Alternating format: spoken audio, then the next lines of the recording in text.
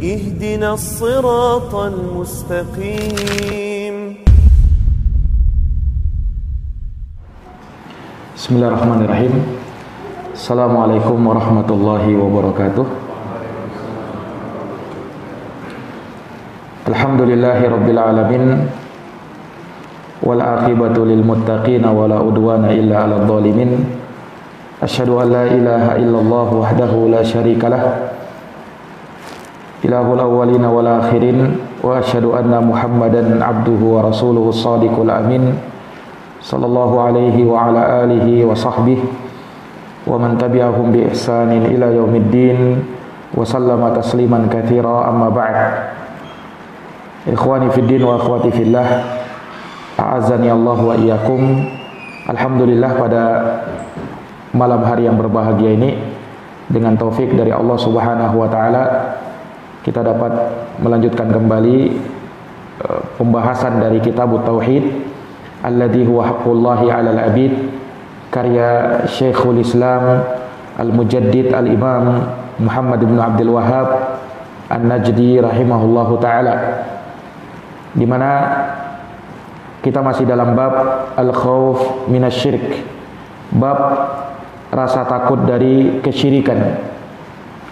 Dan kita akan bacakan hadis yang terakhir pada malam hari ini yang termuat dalam bab ini, yaitu hadis yang diriwayatkan oleh Imam Muslim dari sahabat Jabir radhiyallahu taala anhu. Kata beliau rahimahullahu taala, wali muslimin an Jabir anna Rasulullah sallallahu alaihi wasallam qala, man laqiyallaha la yusyriku bihi syai'an dakhalal jannah wa man laqiyahu yusyriku bihi syai'an dakhalan nar. Ya, kata beliau dalam hadis riwayat Muslim dari sahabat Jabir bahwa Rasulullah sallallahu alaihi wasallam bersabda, man laqiyallaha, siapa yang berjumpa dengan Allah, la yusyriku bihi syai'an, dalam keadaan tidak menyekutukannya dengan sesuatu apapun, dakhalal jannah, maka dia akan masuk ke dalam surga. Wa man laqiyahu, dan siapa yang berjumpa dengan Allah, yusyriku bihi syai'an, dalam keadaan menyekutukannya dengan sesuatu, dakhalan nar, maka dia akan masuk ke dalam neraka. Hadis ini dikeluarkan oleh Imam Muslim dalam Kitabul Iman, bab man mata wa huwa la yusyriku billahi syai'an dakhalal jannah, bab orang yang meninggal dalam keadaan dia tidak menyekutukan Allah dengan sesuatu apapun, maka dia akan masuk ke dalam surga. Nah, hadis ini sebenarnya mirip dengan hadis sebelumnya, yaitu hadis Abdullah ibnu Mas'ud radhiyallahu anhu, di mana Rasulullah bersabda, man mata wa huwa yad'u min dunillahi niddan dakhalan nar, siapa yang meninggal dalam keadaan dia berdoa, beribadah kepada tandingan selain Allah, maka dia masuk ke dalam neraka. Nah, hadis ini mirip dengan hadis sebelumnya, bahwa Allah Subhanahu wa taala akan menjadikan seseorang berada di dalam neraka manakala dia meninggal dan dia menyekutukan Allah dengan sesuatu apapun. Sedangkan orang yang meninggal dan dia tidak menyekutukan Allah, maka dia akan termasuk dari penduduk surga. Nah, maka dari sini menunjukkan kepada kita hendaknya kita memohon kepada Allah Subhanahu wa taala keselamatan ya dari kesyirikan. Karena orang yang melakukannya, maka dia akan dimasukkan wal iyadu billah ke dalam neraka. Nah, ikhwani fiddin wa akhwati fillah, a'azzani Allah wa iyyakum. Hadis ini sahih, diriwayatkan oleh Imam Muslim dari sahabat Jabir bin Abdillah Al-Ansari, sahabat mulia, di mana dalam hadis man laqiyallaha, barang siapa yang berjumpa dengan Allah. yakni dari kalangan manusia ini. Siapa dia? Umum, baik laki-laki maupun perempuan. Ya, semua yang mukallaf, semua yang meninggal dunia, maka pasti akan berjumpa dengan Allah. Sehingga man laqiya, barang siapa yang berjumpa dengan Allah, maksudnya man mata, siapa yang meninggal. Karena seseorang tidak mungkin berjumpa dengan Allah sebelum dia meninggal dunia. Dan ini tentu saja di hari kiamat nanti. Ya, siapa yang berjumpa dengan Allah, yakni pada hari kiamat nanti. La yusyriku bihi syai'an, dalam keadaan tidak menyekutukannya dengan sesuatu apapun. Dakhalal jannah, maka dia masuk ke dalam surga. Nah, maka hadits ini menunjukkan kepada kita keumuman, dan hadits ini diawali dengan syarat. Man ini dari syarat, barang siapa. Ya, dan syarat itu memberikan faedah keumuman, memberikan faedah keumuman. Dan fiil syaratnya laqiya, barang siapa yang berjumpa Allah dengan Allah, la yusyriku bihi syai'a, sedangkan dia tidak menyekutukan Allah dengan sesuatu apapun, dakhalal jannah. Ini jawab syaratnya, maka dia pasti akan masuk surga. Ya, tentunya susunan kalimat yang terdiri dari syarat dan jawaban syarat ini akan saling mengikat satu sama lain. Artinya tidak mungkin seseorang dimasukkan ke dalam surga sebelum dia memenuhi syarat ini. Syaratnya apa? Berjumpa dengan Allah dan tidak menyekutukannya dengan sesuatu apapun. Baru dijawab dengan dakhalal jannah, dia pasti akan masuk ke dalam surga. Nah, ikhwani fiddin, a'azzani Allah wa iyyakum.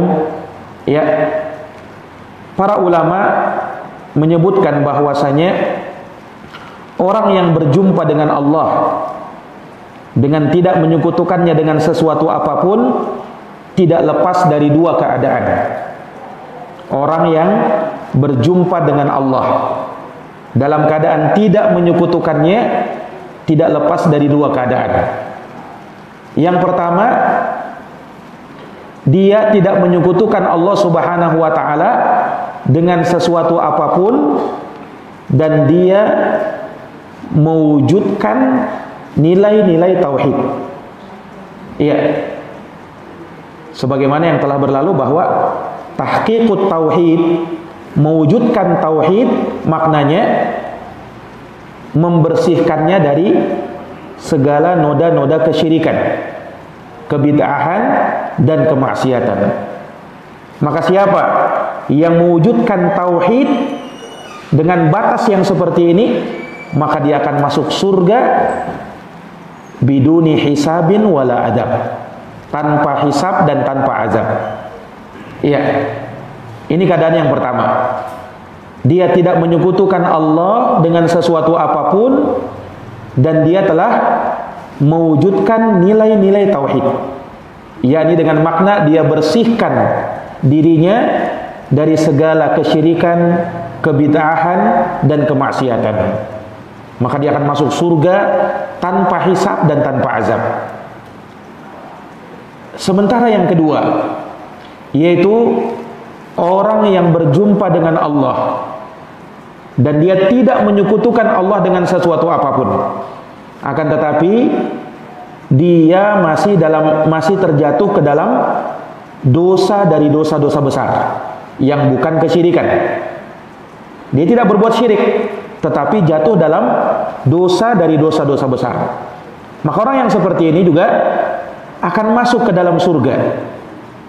Ya, akan tetapi terkadang sebelum dia masuk surga, kalau Allah tidak mengampuni dosanya, maka dia harus disucikan dulu di dalam neraka karena sebab adanya dosa-dosanya. Tetapi setelah itu dia akan masuk ke dalam surga karena dia tidak menyekutukan Allah. Dan Allah berjanji, siapa yang berjumpa dengan Allah dan dia tidak menyekutukan Allah dengan sesuatu apapun, maka pasti masuk surga.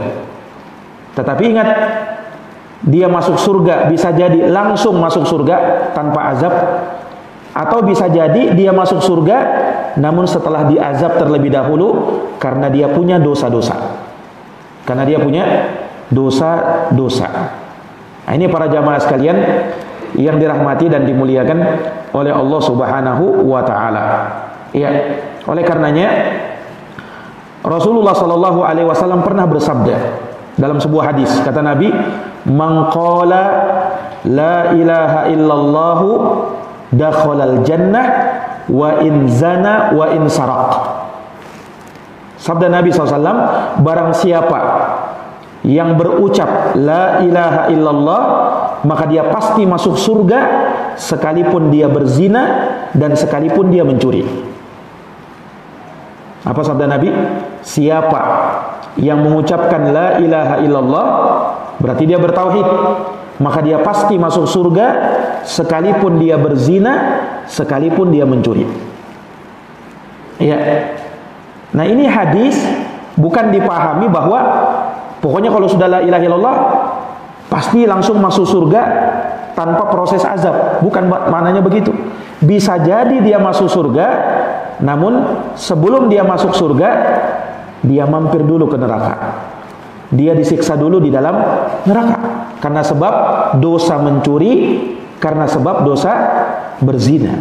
Tetapi pada akhirnya karena dia bertauhid, dia tidak berbuat syirik, Allah akan masukkan dia ke dalam surga. Dan ini berlaku untuk setiap orang yang beriman, yang Islam, yang bersyahadat dan tidak melakukan pembatal-pembatal syahadatnya, tidak melakukan kesyirikan kepada Allah Subhanahu wa taala. Nah, ini para jamaah yang dirahmati dan dimuliakan oleh Allah. Nah, maka sekali lagi bahwa siapa yang berjumpa dengan Allah dengan tidak menyekutukannya dengan sesuatu apapun, ya, yakni jikalau dia mewujudkan nilai-nilai tauhid, maka dia akan masuk surga tanpa hisab, tanpa azab. Tetapi kalau ternyata dia memang tidak menyekutukan Allah, tetapi dia berbuat zolim dengan melakukan maksiat yang di bawah kesyirikan, maka bisa jadi sebelum masuk surga dia akan diazab terlebih dulu di dalam neraka. Nah, ini para jamaah sekalian. Ya, sementara orang yang menyekutukan Allah Subhanahu wa taala, berbuat kesyirikan dengan syirik akbar, maka dia akan masuk ke dalam neraka dan kekal di dalamnya. Karena syiriknya syirik besar, dan syirik besar tidak ada ampunan padanya. Kalau dia meninggal dalam keadaan tidak bertaubat kepada Allah. Makanya dalam lanjutan hadis apa? Man laqiyahu wa man laqiyahu yusyriku bihi syai'an dakhalan nar. Tapi siapa yang berbuat syirik kepada Allah dengan sesuatu apapun, maka dia pasti masuk neraka. Dia pasti masuk neraka. Nah, tentunya dia belum bertaubat kepada Allah dari kesyirikannya, karena dia dikatakan berjumpa dengan Allah dalam keadaan membawa dosa syirik. Ulama mengatakan kalau syiriknya syirik akbar, syirik besar, maka tidak ada ampun. Dia kekal di dalam neraka selama-lamanya. Akan tetapi kalau syiriknya syirik asgar, ya, syirik kecil, maka dia terbilang tahta masyiatillah, di bawah kehendak Allah Subhanahu wa taala. Nah, ikhwani fiddin azani Allah wa iyyakum, ketika Rasul menyebutkan kalimat syai'an di sini, ini menunjukkan keumuman. Larangan berbuat syirik secara umum, siapapun dia, apapun dia. Bahkan sekalipun dia adalah makhluk yang paling mulia sekalipun. Kalau kita menjadikan dia sebagai sekutu bagi Allah, maka dikatakan kita telah berbuat syirik. Bahkan sekalipun dia nabi, bahkan sekalipun dia malaikat. Kapan dia menjadikan malaikat atau seorang nabi atau bahkan nabi yang paling mulia, Nabi kita Muhammad sallallahu alaihi wasallam sebagai tandingan bagi Allah, maka dikatakan dia telah berbuat syirik. Ya. Bagaimana bisa dia menjadikan Rasulullah sallallahu alaihi wasallam sebagai sekutu bagi Allah, dan Rasul pasti tidak ridha dengan hal tersebut. Ya. Rasul pasti tidak ridha dengan hal tersebut. Nah, maka ikhwani fiddin azani Allah wa iyyakum, sungguh terlihat pada sebagian orang, sebagian manusia yang dia tatkala berada dalam musibah, tatkala dia ditimpa malapetaka, maka dia pun berusaha meminta pertolongan bukan kepada Allah Subhanahu wa taala, tetapi kepada selain Allah. Nah, ini sudah berbuat syirik. Seseorang tatkala dia berada dalam kesulitan, dia membutuhkan pertolongan dan bantuan yang tidak ada yang mampu melakukannya kecuali Allah, maka hendaknya dia memohonnya kepada Allahu Rabbul Alamin, Allah Subhanahu wa ta'ala, bukan kepada selain Allah. Nah, sama pada sebagian orang terkadang bersumpah dengan nama Allah, tapi dia berani dengan sumpahnya tersebut dia berbohong. Padahal orang yang bersumpah dengan menyebut nama Allah dan dia berbohong dengan sumpahnya itu, maka dia sudah menyandang suatu dosa. Dia menyandang suatu dosa yang tidak main-main, karena dia menggunakan nama Allah Subhanahu wa taala di dalam sumpah palsunya itu. Iya, di dalam sumpah palsunya itu. Tetapi subhanallah, pada sebagian orang ada yang dia tidak berani berbohong ketika dia bersumpah dengan nama selain Allah, misalnya dengan nama nenek moyangnya, atau dengan nama wali yang dia agungkan, syekh yang dia agungkan. Dia tidak berani berbohong demi wali fulan. Oh, kalau sudah berkata seperti itu, betul-betul dia tidak berani berbohong. Tapi kalau bersumpah dengan nama Allah, masih berani dia berbohong. Ini yang seperti ini, na'udzubillahi min dzalik, bisa mengantarkan dia kepada syirik akbar, syirik yang besar. Karena sudah lebih mengagungkan selain Allah Subhanahu wa taala daripada Allah Subhanahu wa taala, na'udzubillahi min dzalik. Nah, ini para jamaah yang dirahmati dan dimuliakan oleh Allah Subhanahu wa ta'ala. Nah, di dalam keterangan ini terdapat dalil bahwasanya al-kabair, yaitu dosa-dosa besar, itu tahta masyiatillah, berada di bawah kehendak Allah Subhanahu wa ta'ala. Artinya orang yang melakukan dosa besar, maka bisa jadi dia disiksa gara-gara dosa besarnya itu, yang bukan kesyirikan tentunya, yang bukan kesyirikan. Siapa yang berbuat dosa besar selain kesyirikan, bisa jadi Allah ampuni dosanya dan dia masuk surga. Tetapi ada kalanya orang yang berbuat dosa besar, Allah tidak ampuni dosanya dan dia harus membersihkannya di dalam neraka. Tetapi setelah itu dia akan masuk ke dalam surga. Makanya disebutkan dalam hadis Ubadah ibnu Samit radhiyallahu taala anhu, beliau berkata, bay'na Rasulullah sallallahu alaihi wasallam faqala, kami pernah membaiat Rasulullah sallallahu alaihi wasallam. Baiat itu artinya sumpah setia untuk selalu bersama Nabi, membela agama Nabi, berjuang ya di dalam agama Rasulullah sallallahu alaihi wasallam. Faqala, maka Rasulullah bersabda, tubayi'uni ala alla tusyriku billahi syai'a. Kalian membaiatku agar tidak menyekutukan Allah dengan sesuatu apapun. Wala taznu, lihat, dan kalian tidak berzina. Wala tasriqu, kalian tidak mencuri. Wala taqtulu auladakum kalian tidak membunuh anak-anak kalian sendiri, wala ta'tu bibuhtanin taftarunahu baina aidikum, dan kalian tidak melakukan kedustaan yang kalian ada-adakan di tengah-tengah kalian, ya, baina aidikum wa arjulikum wa man asaba syai'an min dalik. Perhatikan, barang siapa yang melakukan itu, yakni dari dosa-dosa besar, berzina, mencuri, membunuh, ya, melakukan kedustaan, kata Allah, siapa yang melakukan hal tersebut, wa man asaba syai'an min dalik fa uqiba, ya, bihi fahuwa kafaratun lahu, lalu dia dihukum di dunia dengan dosa-dosanya tersebut, maka itu sebagai penggugur baginya dari dosa-dosanya.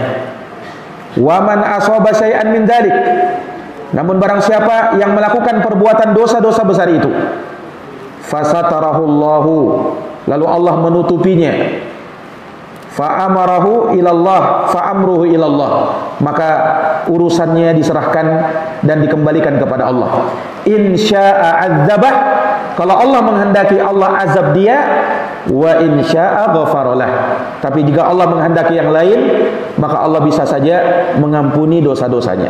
Lihat, orang yang melakukan dosa besar, kata Allah, bisa jadi diazab dan bisa jadi diampuni. Nah, ini para jamaah sekalian, hadis ini sahih riwayat Imam Al-Bukhari. Nah, ini kata para ulama merupakan dalil yang sangat kuat, ya, yang menunjukkan bahwasanya pelaku dosa besar itu diserahkan perkaranya kepada Allah. Bisa jadi Allah ampuni, bisa jadi tidak diampuni dan dia harus dimasukkan ke dalam neraka. Namun setelahnya, kalau dia masih bertauhid, masih muslim, masih beriman, maka kelak Allah akan memasukkan ia ke dalam surga. Nah, ini sebagai bantahan kepada kaum Khawarij dan Mu'tazilah yang mereka berpendapat dosa besar itu hukumnya kafir. Itu pendapatnya kaum Khawarij. Iya, pada hari ini kaum teroris. Nah, mereka berpendapat bahwa dosa besar itu mengkafirkan. Siapa yang melakukannya masuk neraka, kekal di dalam neraka. Itu pendapat kaum Khawarij dan Mu'tazilah. Ahlus Sunnah wal Jamaah tidak seperti itu. Ahlus Sunnah wal Jamaah memandang dosa yang tidak diampuni satu-satunya yang menjadikan orang kekal di dalam neraka hanyalah kesyirikan dan kekufuran. Selain daripada syirik, selain daripada kufur, itu tahta masyiatillah, berada di bawah kehendak Allah Subhanahu wa ta'ala. Nah, ini para jamaah yang dirahmati dan dimuliakan oleh Allah. Iya. Di dalam hadis ini, na'am, terdapat dalil, ya, ketika orang yang berjumpa dengan Allah dan dia tidak menyekutukan Allah dengan sesuatu apapun, Allah masukkan ia ke dalam surga. Dan ini sebagai janji Allah, dan ini sebagai kabar gembira bagi mereka yang beriman dan bertauhid, bahwa mereka pasti akan masuk ke dalam surga. Dan janji Allah pasti, innallaha la yukhliful mi'ad, Allah itu tidak mungkin menyelisihi janjinya. Ya, maka tempat kesudahan bagi orang-orang yang bertauhid adalah surga, ya, baik di awal kalinya, yakni di awal kali dia berjumpa dengan Allah langsung dimasukkan ke dalam surga, atau nanti pada akhirnya kalau dia mungkin disiksa gara-gara punya dosa. Nah, maka di dalam hadis ini pula terdapat peringatan, ya, dan membuat kita takut kepada yang namanya kesyirikan. Ya, karena kesyirikan itu, para jamaah sekalian yang dirahmati oleh Allah, adalah perkara yang sangat berbahaya. Lihat, orang yang mati dalam keadaan berbuat syirik, maka dia akan menjadi penghuni neraka, wal iyadu billah. Dan dari hadis ini juga menunjukkan kepada kita bahwa hendaknya kita waspada dari yang namanya su'ul khotimah, dan kita berlindung kepada Allah dari su'ul khotimah, dari penutupan dan akhir kehidupan yang buruk. Nah, karena kalau orang menutup hidupnya dengan kesyirikan, akan masuk neraka. Dan na'udzubillahi min dzalik, ketika dia menutup hidupnya dengan banyak melakukan maksiat dan dosa pula kepada Allah Subhanahu wa taala, maka dia khawatirkan dia akan masuk neraka karena sebab itu. Nah, dan di dalam hadis ini juga terdapat dalil bahwa begitu dekatnya surga dan neraka kepada manusia. Begitu dekatnya surga kepada para ahli tauhid dan begitu dekatnya neraka kepada orang-orang yang berbuat kesyirikan. Tidak ada antara dia ya dengan surga ataukah neraka itu melainkan kematian. Ini apabila mati, meninggal, maka masuk surga atau masuk ke dalam neraka. Makanya Rasulullah pernah bersabda, al-jannatu aqrabu ila ahadikum min syiraki na'lihi. Surga itu, kata Allah, kata Nabi, lebih dekat kepada seorang dari kalian bahkan melebihi tali sendalnya. Surga itu lebih dekat, kata Nabi, kepada seorang dari kalian bahkan lebih daripada tali sendalnya. Yani yang dipakai oleh manusia. Ini menunjukkan gambaran dari Nabi bahwa surga itu sangat dekat, sebagaimana dekatnya kamu tatkala kamu memakai sandalmu. Wan naru mislu dzalik, dan neraka juga seperti itu, kata Nabi. Neraka juga seperti itu.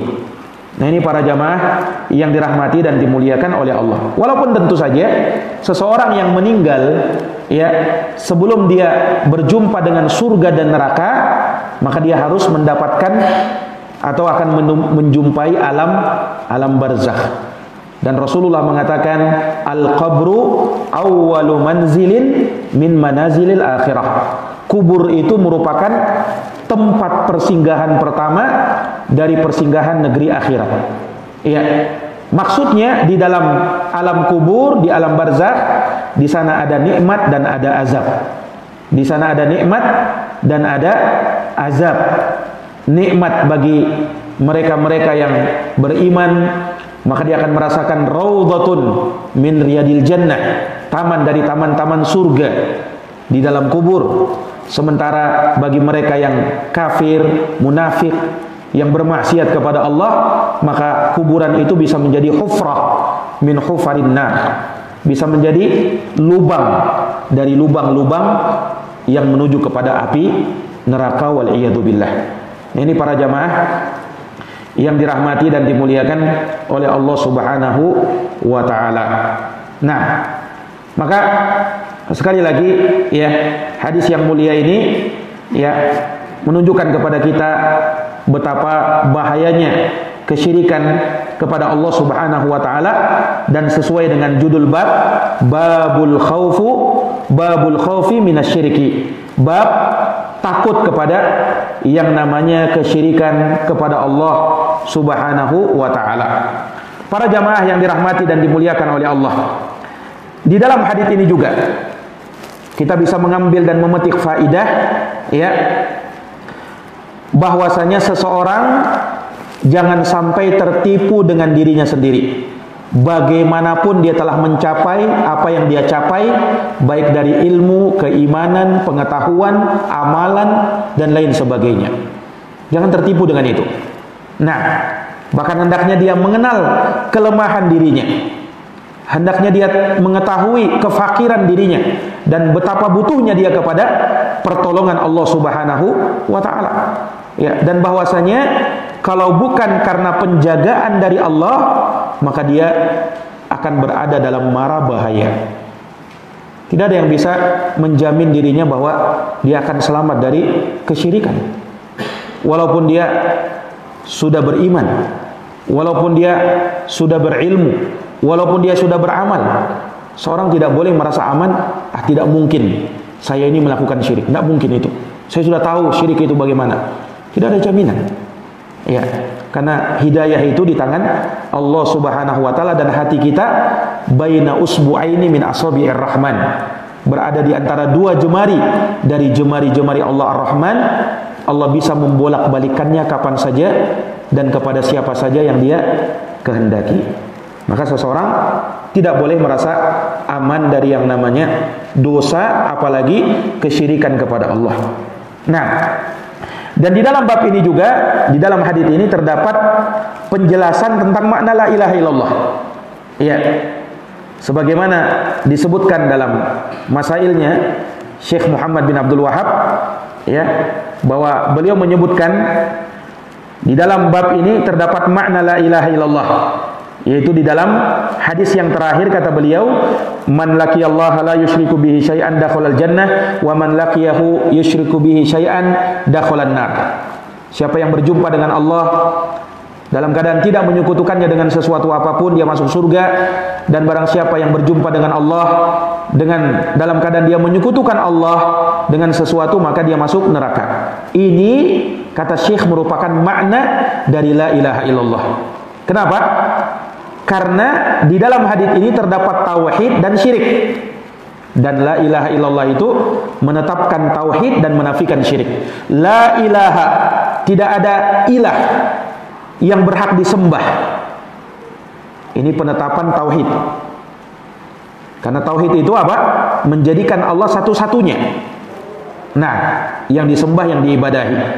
Nah, sementara illallah, hanya Allah Subhanahu wa taala, ini menafikan yang namanya kesyirikan. Ini menafikan yang namanya apa? Yang namanya kesyirikan.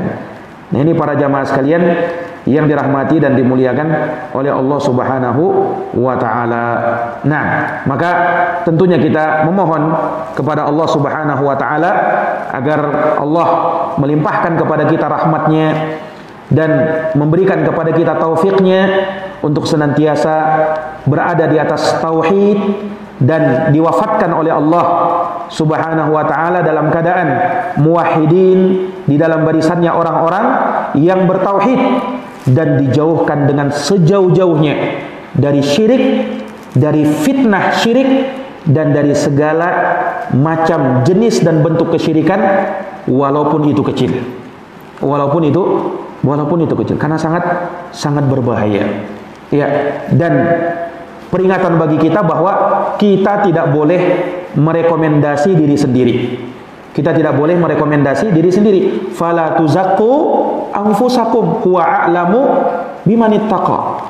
Janganlah kalian merekomendasi diri-diri kalian sendiri, sebab Allah yang lebih tahu siapa yang paling bertakwa. Siapa yang paling bertakwa. Maka tidak boleh sombong, tidak boleh angkuh, tidak boleh merasa paling selamat, paling bisa masuk surga. Tidak boleh. Tidak ada jaminan seseorang akan masuk ke dalam surga selama dia masih hidup di dunia ini. Nah, selama dia masih digoda oleh syaitan, selama dia masih punya hawa nafsu dan syahwat, selama dia masih melakukan amal soleh dan juga terkadang terjerumus ke dalam dosa. Nah, ini para jamaah yang dirahmati dan dimuliakan oleh Allah Subhanahu wa taala. Nah, maka di dalam hadis yang mulia ini, tentunya menjadi peringatan bagi kita untuk kita semakin takut dari yang namanya kesyirikan kepada Allah. Dan subhanallah, kalau kita lihat Syekh di dalam memaparkan bab ini, membawakan dalil-dalil baik ayat maupun hadis, itu semuanya berporos pada satu titik, yaitu hendaknya kita takut kepada syirik. Itu intinya. Itu intinya pembahasan bab ini. Takutlah kepada yang namanya apa? Yang namanya syirik. Dan beliau membawakan dalil-dalil ini, dan di situ terdapat makna-makna yang berbeda yang melahirkan rasa takut kepada syirik. Perhatikan. Sisi yang pertama, rasa takut dari syirik itu kita bisa lihat dari ayat yang beliau bawakan, innallaha la yaghfiru ayyushraka bih. Allah tidak mengampuni dosa syirik.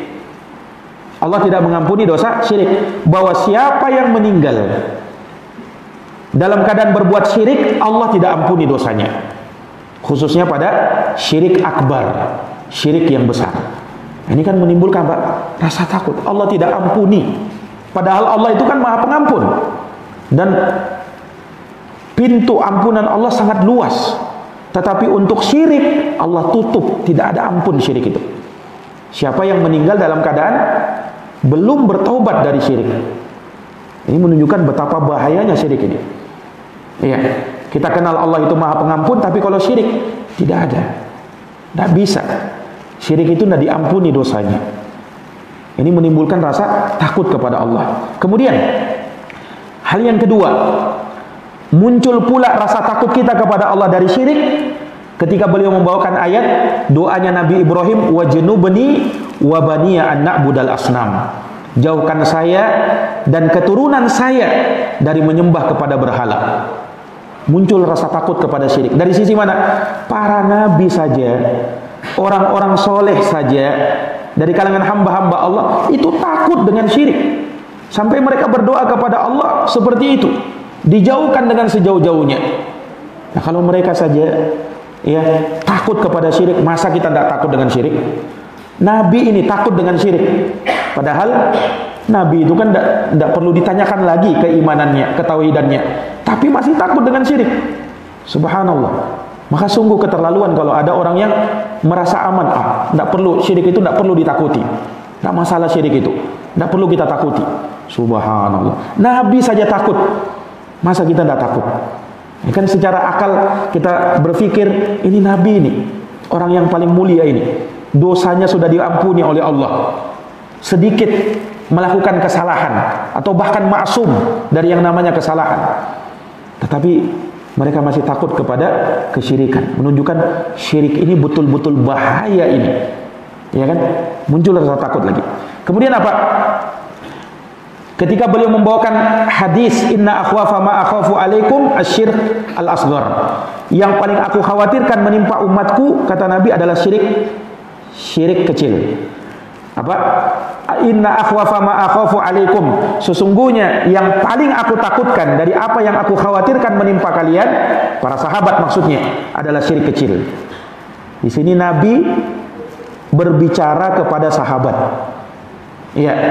Nabi berbicara kepada sahabat seperti itu. Padahal sahabat juga kita tahu bagaimana keimanan beliau, bagaimana keimanan mereka. Mereka ahlul ilm, mereka orang yang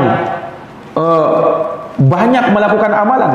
Bahkan Anas bin Malik mensifatkan ya bahwa sesungguhnya kalian, innakum la ta'maluna a'malan, ya, kalian itu melakukan suatu perbuatan dari dosa.